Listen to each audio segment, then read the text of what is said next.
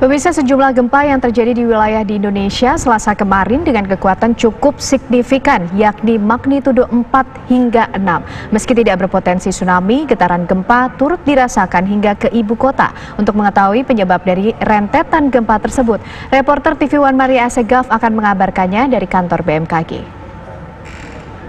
Pemirsa, pada Selasa kemarin sempat terjadi sejumlah gempa bumi yang terjadi di beberapa wilayah di tanah air. Total ada 5 gempa bumi yang terjadi pada Selasa kemarin di wilayah Banten, kemudian di wilayah Jepara, Pangandaran, dan juga di Selat Sunda. Memang keseluruhan gempa bumi tersebut tidak berpotensi tsunami. Namun yang perlu kita cari tahu juga sebenarnya ada fenomena apa di balik rentetan gempa yang terjadi dalam kurun waktu 24 jam tersebut.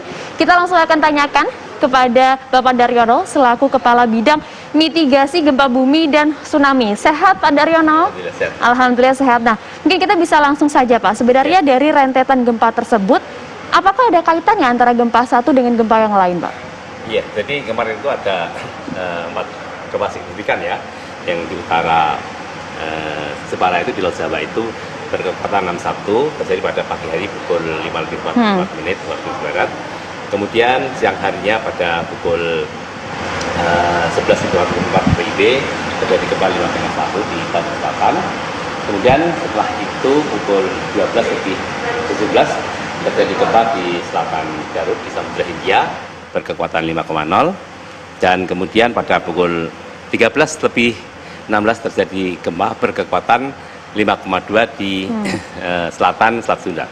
Jadi keempat gempa ini tidak berkaitan satu sama lain karena keempatnya memiliki kedalaman yang berbeda, memiliki mekanisme yang berbeda dan sumber gempa yang berbeda, sehingga masyarakat tidak perlu khawatir berlebihan karena gempa itu terjadi pada sumber gempanya masing-masing, demikian. Ya, total kan kemarin juga dikonfirmasi ada 5 juga ya Pak, betul ya?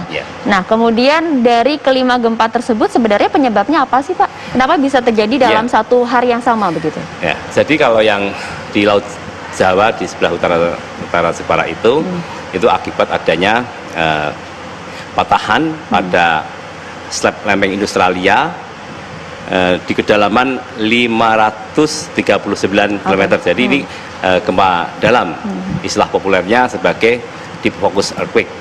Nah, kemudian kalau yang gempa 5,1 di selatan oleh ini ya, ini adalah gempa deep focus earthquake, gempa dalam di utara Jepara ya, di Laut Jawa.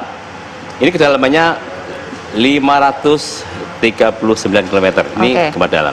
Nah, kemudian pada pukul 11:44 waktu Indonesia Barat terjadi gempa di Banten Selatan. Ini berkekuatan 5,1. Ini disebabkan adanya deformasi batuan pada slab lempeng Australia di zona Benioff, yaitu lempeng yang sudah mulai menukik ya. Nah, kalau yang ini yang di selatan Pangandaran atau selatan Garut ini adalah gempa dangkal di zona megatrust. Jadi pembangkitnya adalah aktivitas gempa di megatrust. Kemudian pada pukul 13:16 ini gempa di atas ini di selatan Selat Sunda, di barat daya Selat Sunda. Ini juga disebabkan oleh aktivitas di zona megatrust berkedalaman dangkal. Jadi kalau kita melihat mekanisme gempa yang di utara Jepara ini sesar turun, ini sesar naik. Jadi memang itu memiliki mekanisme yang berbeda, Mbak. Pantauannya seperti apa, Pak Daryono, terkait dengan kemarin juga sempat ada gempa beberapa di wilayah di wilayah Jawa Tengah? Gempa kemarin tidak ada susulannya, Mbak. Patut kita syukuri. Artinya gempa kemarin di samping tidak potensi tsunami juga tidak ada susulannya. Tetapi kita bisa menjadikan aktivitas kemarin yang beruntun ini sebagai sebuah alarm bahwa ada peningkatan aktivitas kegempaan di selatan Jawa Barat dan di selatan Banten. Baik, terima kasih banyak Pak Daryono atas informasinya berbagi bersama kami di TV One. Nah, itu pemirsa, memang sejumlah rentetan gempa yang terjadi di Pulau Jawa, ada 5 gempa yang terjadi pada Selasa kemarin tidak berpotensi tsunami dan juga tidak perlu dikhawatirkan karena memang ini merupakan kondisi normal alamiah yang terjadi di wilayah Indonesia begitu. Namun patutnya kita menjadikan rentetan gempa ini menjadi alarm untuk kita untuk terus melakukan mitigasi bencana untuk mengantisipasi adanya hal-hal yang tidak diinginkan. Maria Asegaf, Bayu Rustam, TV One mengabarkan.